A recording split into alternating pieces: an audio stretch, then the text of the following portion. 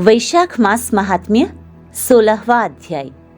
श्रुतदेव जी कहने लगे, भगवान के दर्शन के आनंद में मग्न हृदय वाले उस राजा ने तत्काल शीश झुकाकर प्रणाम किया और बहुत देर तक आकुल नेत्रों से विश्वात्मदेव जगदीश का दर्शन करता रहा।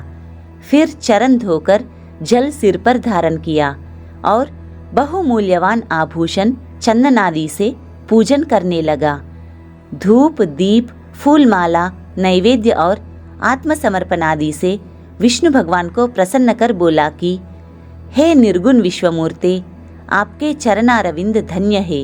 ये चरण शरणागतों के पाप दूर करने वाले हैं। तुम्हारे चरणारविंद को भूलकर तृषा से व्याकुल अनेक योनियों में भ्रमण करता रहा हूँ। ना तो मैंने दान किया, ना ही साधु सेवा की, ना तुम्हारी कथा सुनी। उस अपराध से शत्रुओं ने मुझे पराजित कर दिया। मेरा वैभव नष्ट हो गया। तब मैं वन में चला गया। मेरे अपने गुरुओं के स्मरण करते ही गुरु ने आकर मेरी दीन दशा पर दया कर दुख से छुड़ाने का उपाय बताया। उनके बताए वैशाख के धर्म कार्य जो शुभ फल देने वाले हैं, वे मैं करने लगा, जिनके प्रभाव से मुझे संपूर्ण वैभव मिला और मैं अत्यंत प्रसन्न हूँ। हे परमात्मन, संतों पर अनुग्रह करने वाले, तुमको नमस्कार है। हे जगन्निवास, हे देवेश, आप प्रसन्न हो जाइए, जिससे आपके चरण कमलों में मेरी स्मृति हो। हे प्रभु, पुत्र, स्त्री, कोशादि में मेरी आसक्ति न हो। मेरा मन आपके चरणारविंद में लगे। मेरी वाणी आपकी दिव्य कथा कहने में लगी रहे। मेरे नेत्र आपकी मूर्ति के दर्शन में लगे रहे। कान कथा श्रवण में और जिह्वा आपके गुणानुवाद में अर्पित हो। नासिका आपके चरण कमल का मकरंद सूंघने में प्रवृत्त हो। हाथ आपके मंदिर की सफाई करने में तथा आपके भक्तों के सुगंधयुक्त चंदन आदि लेपन में लगे रहे। पाँव आपकी कथा में ले जाए। मेरी मूर्धा सदा आपकी वंदना में, कामना आपकी कथा में, बुद्धि आपके विचार में सदा लगी रहे। साधु संगत और आपकी श्रेष्ठ कथाओं के गान में मेरे दिन बीते। हे प्रभु, एक पल भी आपके प्रसंग बिना व्यतीत न हो। हे विष्णु, मैं संपूर्ण राज्य, पुत्र पौत्रादि किसी की भी इच्छा नहीं करता हूँ। मैं तो आपके चरण कमल की सेवा का इच्छुक हूँ।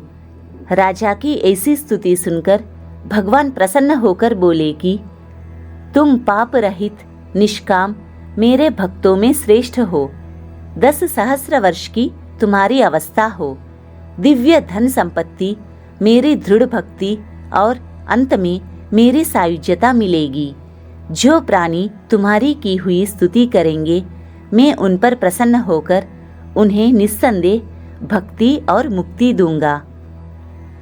आज के दिन अक्षय तृतीया में स्नान, दान आदि करने, गौदान करने, बेल दान करने, पितृश्वरों के निमित्त श्राद्ध करने से अक्षय फल प्राप्त होता है। मृत्यु, जरा, भय, पाप सब नष्ट हो जाते हैं। मैं वैशाखोक्त धर्मों से प्रसन्न होता हूँ, जिनके करने से तप अव्यय पद प्राप्त होता है। जो प्राणी मेरे चरणों का स्मरण करेगा, उसे प्रायश्चित्त की भी आवश्यकता नहीं। तुम गुरु के उपदेश से वन में आकर वैशाख के धर्मों में तत्पर हुए और जगत के नाथ भगवान की आराधना से तुम्हें सब वस्तु प्राप्त हो गई। इस धर्म से प्रसन्न होकर मैंने तुम्हें दर्शन दिया है। अब तुम देवताओं के लिए भी दुर्लभ इच्छित भोगों को भोगो। देवाधिदेव जनार्दन राजा को ऐसा वर देकर वही अंतर्धान हो गए। तब वह राजा अत्यंत प्रसन्न हुआ। तदनंतर गुरु महात्माओं का सत्संग कर नित्य प्रति ज्ञान प्राप्त करने लगा और वासुदेव भगवान के अतिरिक्त किसी को नहीं मानता था।